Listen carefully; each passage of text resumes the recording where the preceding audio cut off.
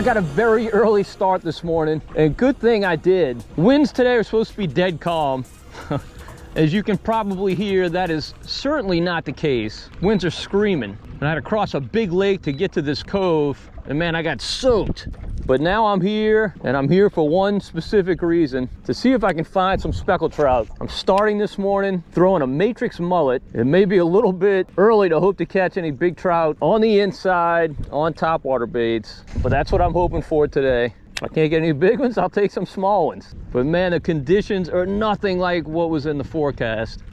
Forecast yesterday was also for calm seas, and it screamed all day. Blew 15 to 20 all day yesterday out of the east, and that really raised water levels throughout the whole east side of the Mississippi River. And I feel like that gives me a good shot of getting a nice speckled trout on top water in this interior lake. Visibility is not good yet, but I can already see that the water in here is absolutely spectacular. I've seen a few mullet jumps, so that certainly gives me a little bit of confidence. I haven't fished a day this windy probably since the spring. I'd say it's blowing about 18 right now. Really, really strong. Now we're at the peak of the rising tide right now, which is really good for what we're doing. When you fish these flooded flats, you want to do so on a rising tide, preferably toward the end of that rise. And that's what we're at right now. Tide's gonna be falling for very long, but it's still rising. All right, tried top water, tried a cork, not a sniff. So time to make a move. All right, I made a quick little move, and this little cove is normally matted with grass, but this water's up so much that I'm counting on being able to work my top water over the grass beds, hopefully run across a speckled trout or two. That's the plan. The water's not up enough to throw a cork back here, that's for sure. So it's top water or bust in this little cove. I'm not gonna spend a ton of time here. Just make a quick pass, see if I see any bait, and more importantly, anything crushing any bait. Beautiful sunrise this morning. Some people say that's why they even come out here. Not me, it's just a fringe benefit. I come out here to catch fish.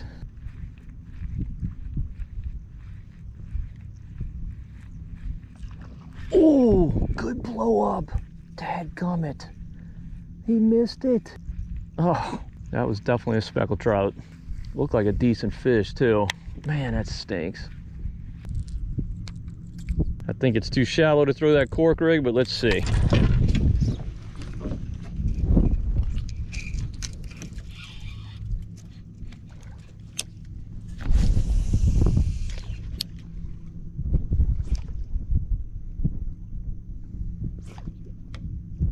Oh, first cast. I think it's a speckled trout. He came up. Let's see. Yeah, keeper trout. Nice. Not big, but he is 12 inches. Skinny, skinny fish. Let's see why he bid. Oh, yeah.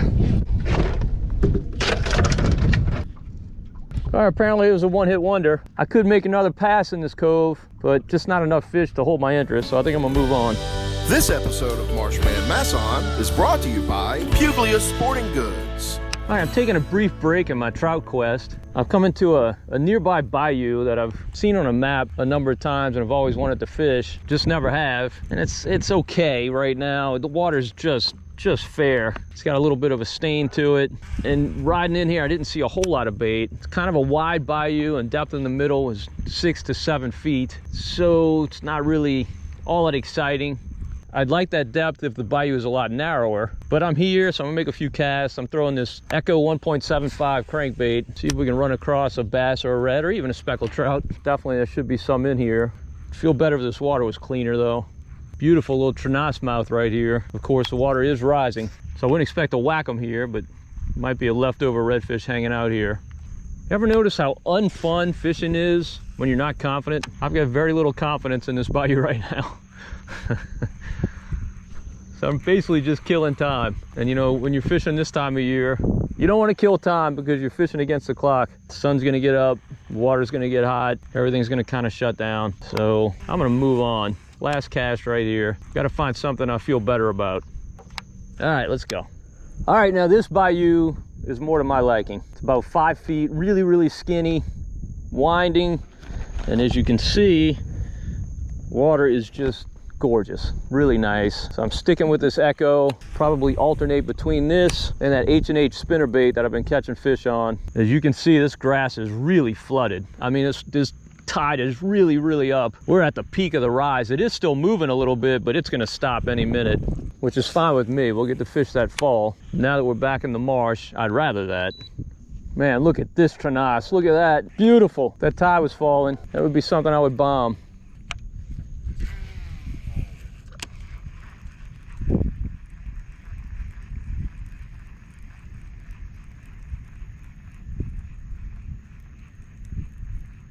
Ooh, speckled trout, speckled trout. Oh, my spinnerbait. It's becoming a speckled trout favorite. This fish is also so skinny. Dude, you've been starving to death or what? I think you're 12 inches, but man, you are skinny. Oh yeah, 13 inches.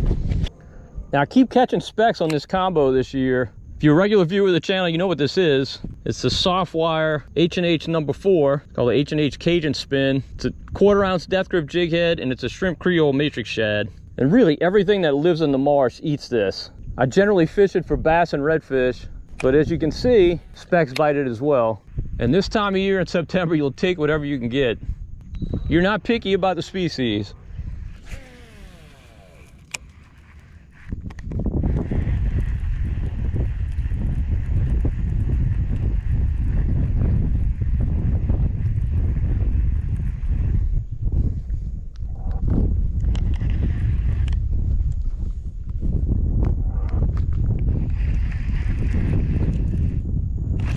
Ooh.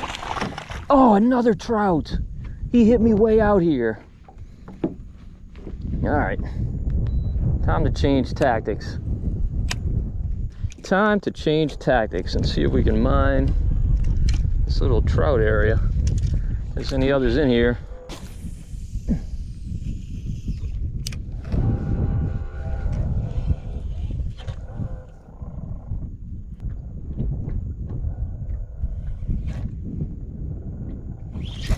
Oh, there's a fish. There's a fish.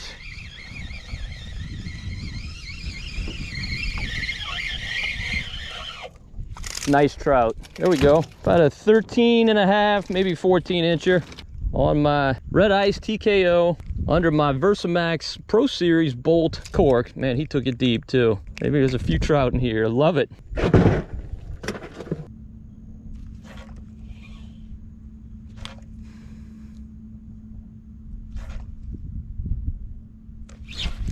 There's a fish.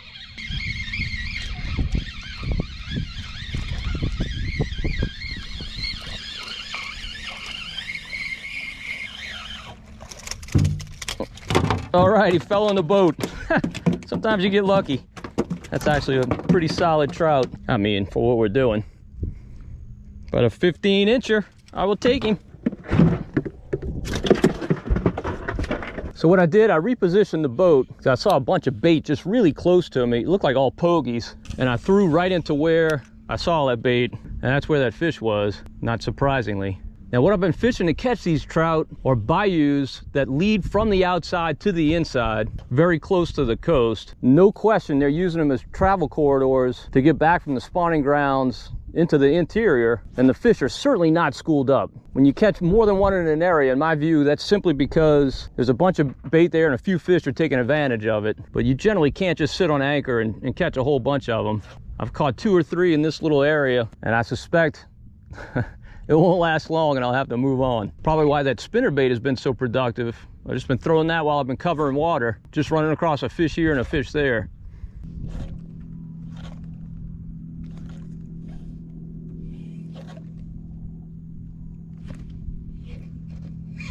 There he is. This looks like a little one. I don't know. Maybe he's growing. Maybe he's growing.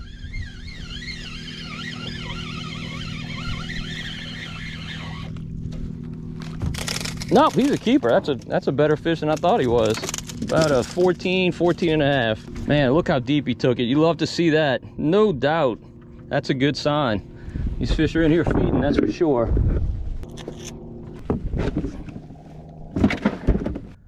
You've heard me say it before, but man, I just love fall. I just love what happens in the autumn of the year for so many reasons.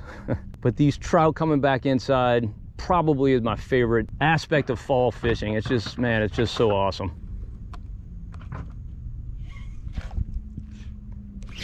Oh, there's one. There's one. I think he's our first throwback of the day.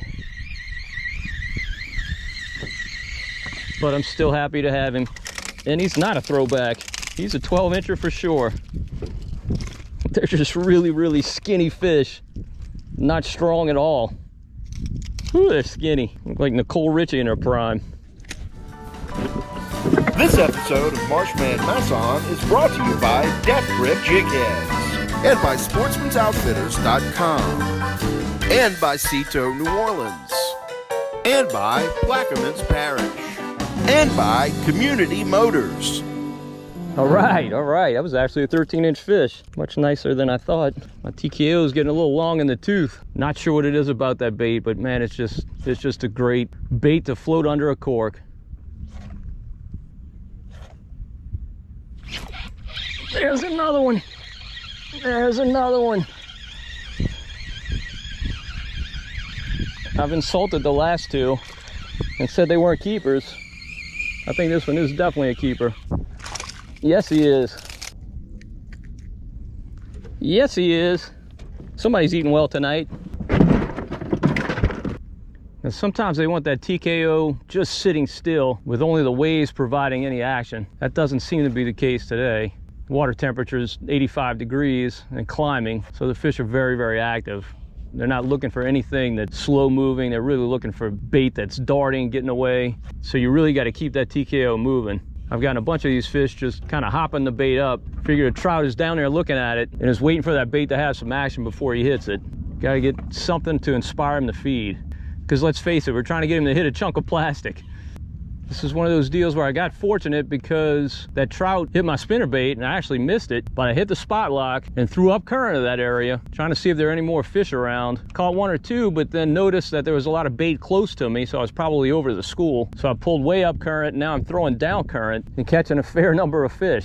Actually, this is excellent action for this time of year inside on keeper trout. Every single day, more and more fish come up these bayous, heading inside. Another few weeks and migration will be all but complete. They don't appear to be thick in the lakes yet, but those days are coming. Right now, it seems like the bayous are the better bet.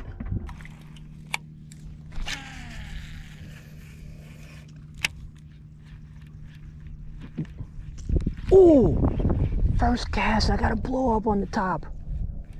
You know what that means? I won't get another one. Makes you wonder at what level these trout are holding. Because that cork I'm fishing probably, I don't know, maybe 3 feet down, 3.5 feet. You know, is this a fish that is holding at that depth and comes up to hit the bait? Or is it a fish near the surface? I don't know. But I had good success fishing bayous a couple of weeks ago with this exact topwater. That's why I picked it up, even though it's late in the day. It's about 9:15. 9:15 in September. 9:15 in March, I think they'd be all over this. 2 blow-ups on top. And no mas. Let's go back to this cork rig. Before we move out of here, see if we can fool a few more.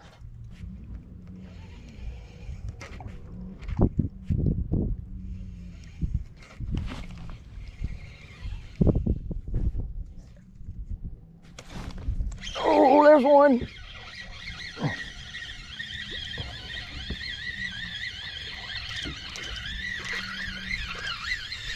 Man, once again, I did that.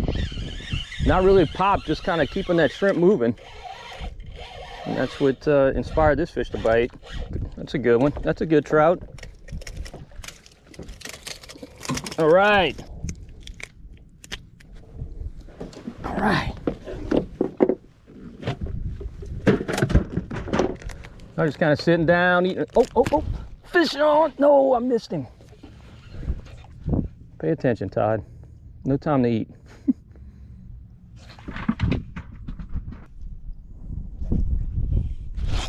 All right. They do not want that shrimp sitting still. Got to keep that TKO moving today.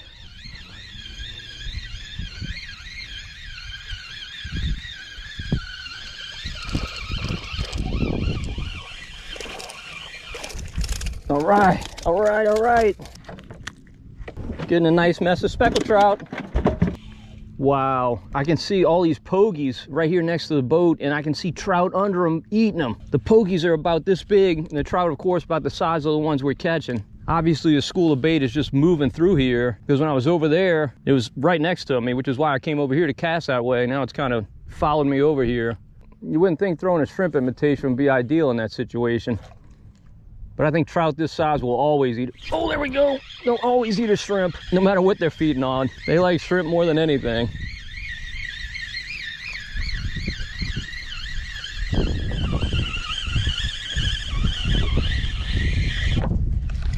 All right, all out the same mold.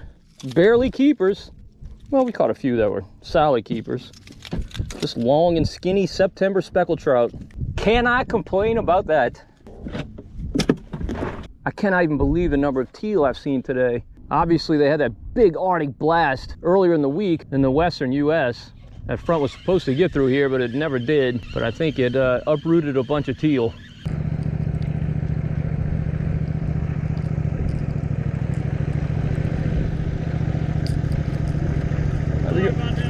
It's all right. Not a problem, man. You good?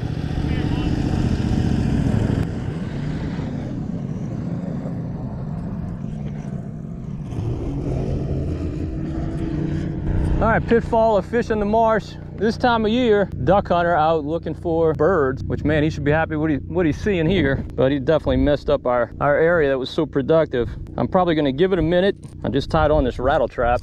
I really wanted to throw in there. A few baits look more like a shad than a rattle trap, so I might let it just chill out a little bit, eat a snack, eat another snack, and see if I can catch some more speckled trout.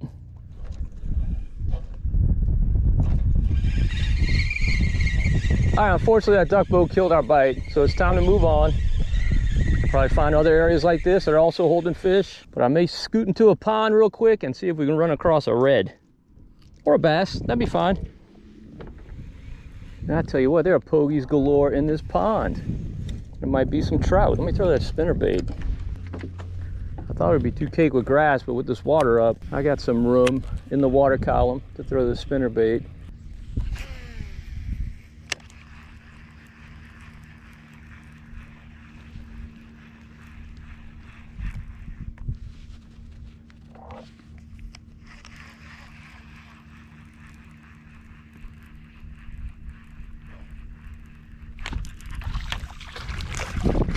All right, a bass. Finally got something. Passing through this whole pond without a bite. I've already covered some water in this pond. Man, it just looks so good. There's a million pogies in here. Water's nice. It's not nice enough to sight fish, or at least not for me to sight fish. But I thought we'd pick up a few fish. That bass was the first fish I've gotten. Got one other bite. No signs of redfish. I often think when the water is this high, those reds push way far back, and they're seldom in these ponds. They get more into the broken marsh when the water's up like this. I mean, a red is always wanting to push as shallow as he can. And this pond does have some grass, as you can see, but for the most part, I'm able to pull my spinnerbait over it. Now I've made the turn into the wind, into the sun. Your chances in shallow water like this go way down when that's the case. Not so much the sun, obviously. Hurts you, prevents you from seeing as many fish, but that wind provides a lot of hull slap. Those waves just slap against your hull, particularly as an aluminum hull, just really loud. Those fish know you're here. For as big and dumb as people think they are, redfish are really skittish. Any unusual sound will absolutely spook them.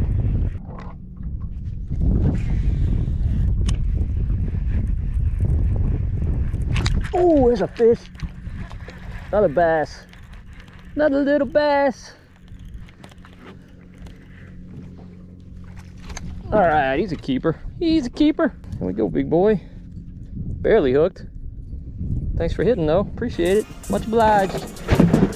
All right, this northeast wind kept this tide rising longer than I expected, but it's finally died. It's not moving at all right now. I could wait it out, and I feel confident I'd catch some fish on the fall. I've already got a box full of fish, and let me tell you, it's getting hot out here. I'm ready for some fall weather, no doubt about it. I'm gonna head back to the dock, get these fish cleaned, and head on home. Really happy with what I found today. All right, well, hopefully you enjoyed the video. If you did, please give it a thumbs up. Also, subscribe to the Marshman Masson channel on YouTube. And don't forget to hit the notification bell so you'll be notified whenever we post a new video.